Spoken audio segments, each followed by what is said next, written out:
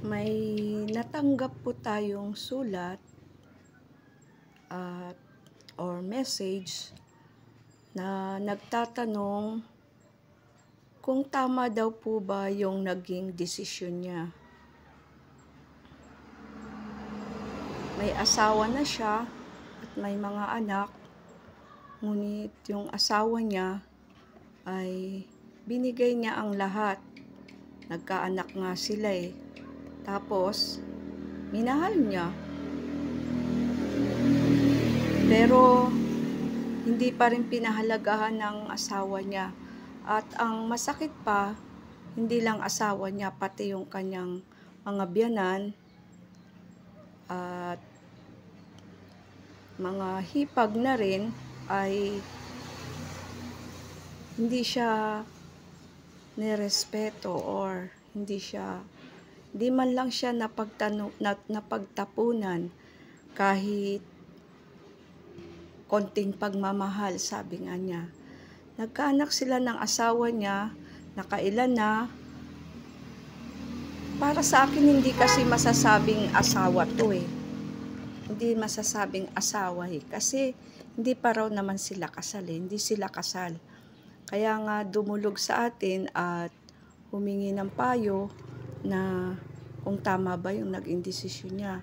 Mahabang panahon siyang nagtiis sa kanyang kinakasama, na anakan nga siya, inanakan. Ayun. Pero kahit konting pagmamalasakit, pagmamahal, hindi man lang napunan or hindi man lang siya tinapunan ng mga ito. Lalo na yung kanyang asawa na isang irresponsable at mama's boy. Kasi kapag may trabaho daw itong lalaki, ang kumukuha ng sweldo neto sa opisina ay yung ina. Malalaman na lang niya, wala na yung sweldo kapag pumunta na siya doon sa opisina para kunin yung yung sweldo ng kanyang kinakasama. Wala na. Nakuha nung ina. At masakit pa, may time na nalasing daw yung kanyang biyanang lalaki dahil nandun sila sa bahay nila, ay napagbuntunan pa siya, binugbog siya, biyanan niyang lalaki at itong sender natin ay babae. Imagine niyo yun. Paano niya sinalo yung mga bugbog ng isang lasing na lalaki? Biyanan niyang lalaki at babae ito. Hindi niyo ba? Ako hindi ko talaga lubos maisip kung paano niya sinalo yung lasing yun. Tapos, may time na yung kanyang ina naman, kasi wala ng partner sa buhay, solo parent. May time na sinugod pa ng biyanan niyang lalaki, nalasing at may dalang samurai. Buti na lang ay nandun yung kapatid nung nanay niya, nung mama niya, at siyang humarap. Dahil kung wala siguro, baka chinap-chap nga yung mama niya. Walang kasama ay, tas lasing, may dalang samurai. Imagine niyo yung mga dinanas niya. Tapos, dumating pa rin daw siya sa puntong gustong-gusto niyang magmerienda. May trabaho ang asawa niya, wala nando sa trabaho. Naturing nga may trabaho ang asawa niya, buntis siya. Gusto niyang bumili man lang ng kahit tinapay sa probinsya, 5 piso, may tinapay ka na, 6. Ngayon, medyo mahal na, 7, ganun. May tinapay ka na, pero hindi niya mabili. Kailangan niya pang mamulot ng basura. Kailangan niya pang mga lakal mamulot ng bote, lata, plastic, para lang makaipon, makabili ng kanyang merienda. Sakit guys, no? Kung ikaw ang ina, ikaw ang magulang ng batang ito, anong masasabi mo? Langit ba yung naging buhay niya? Yung bugbugin ka ng biyanan mong lalaki, hindi ka naman kinilala, hindi naman silang nagpalaki, hindi sila nagpakain, tapos bubugbugin ng biyanan ng lalaki. Biyanan lang ha, at babae itong binugbog. Anong tawag doon? Langit ba yun? Di ba impyerno? Oh. Tapos, yung may trabaho yung asawa mo, ang sakit no, ipinangutang mo pa yung pamasahe para pumunta doon sa opisina para kuhain yung sweldo ng asawa mo dahil alam mong may sasahurin. Tapos pagdating doon, wala na pala. Inunahan na nung biyanan na babae, inunahan na nung nanay nung asawa niya.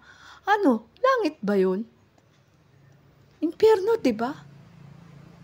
Impyerno ang naging buhay. Tapos yung gusto mo kahit simpleng merienda lang, makabili ka lang, kailangan mo pa mamulot ng bote, plastic, mga lakal para lang makabili. Langit bang maituturing yun? Di ba? Nakakaawa din, nakakaawa yung sitwasyon. Kaya nga, sa dami ng kanyang mga dinanas, nagtatrabaho pa siya, ginagawa niyang araw ang gabi para mapunan lang yung pangangailangan ng naging 3 niyang anak, ay nagtatrabaho siya talaga sa gabi, nagtatrabaho sa gabi. At pag-uwi niya, aawayin pa siya, bubugbugin pa siya pagka wala siyang naibigay na pambiling sigarilyo. Allah! Sa inyong mga magulang ngayon na nakakapanood, nakakinig nito, ano ang inyong nararamdaman? Kahit hindi nyo anak ang sender natin, di ba? Matindi yung kanyang pinagdaanan. Tapos may dumating pa sa punto daw na galing siya sa trabaho, umuwi siya siguro mga 2:00 ng madaling araw. Pag uwi niya, hindi na siya pinapasok. Hindi siya pinapasok sa loob. Delikado yung lugar, bundok. Buti na nga lang, nasa tabing kalsada lang, public highway. Hindi na siya pinapasok. Babae ito. Kaya ang ginawa niya, hindi naman malinaw sa sinabi niya dito sa atin na kung ano yung ginawa niya at kung saan siya nagpunta. Basta nangyari sa kanya, umuwi siya isang madaling araw galing sa trabaho, hindi na siya pinapasok, sinaraduhan na siya. At syempre, yun, pumunta siya sa kanyang relative, sa kanyang lola, doon umuwi at nagpaabot ng umaga. Pagdating ng umaga ay yun, pumunta siya doon, umuwi uli siya sa kanila, tinutuluyan. Nakakandado na at nakalabas na yung mga gamit niya. Lahat nakalabas na. At yung mga anak niya wala na raw, tinakas na. Tinakas na nung kanyang kinakasama. Ang balita, hindi pare-pareho. Meron daw nagsasabi sa kanyang nasa Pampanga, meron daw nagsasabing nasa Baguio. Pero one time, kinontak din siya ng anak niyang panganay kasi kahit grade 2 lang yata o grade 3 lang daw yung kanyang panganay, marunong ng tumawag. Ayun, nalaman kung nasaan at sabi nga nasa Baguio daw. At ngayon ay nag-aaral ito. Mga listener, viewers, ito ay aktual na nangyayari, bagong pangyayari pa lang ito. Kaya hinihingi nga niya ng ng payo kung tama pa yung ganyang ginawa. So sa dami ng sa kanyang pagsasakripisyo, sa kanyang asawa, sa kanyang biyanan, sa kanyang mga anak, ganun pa yung ginawa, umuwi sa isang umaga, wala na yung mga bata. May isang lalaki na matyaga namang naghihintay sa kanya, matyagang nagtitiis, nagmamahal sa kanya, na sa gitna ng kanyang mga sitwasyon ay alam ang lahat at nagtitiis nga, hinihintay lang siyang lumapit. Kaya nung time na yun ay nagdesisyon na siyang patulan na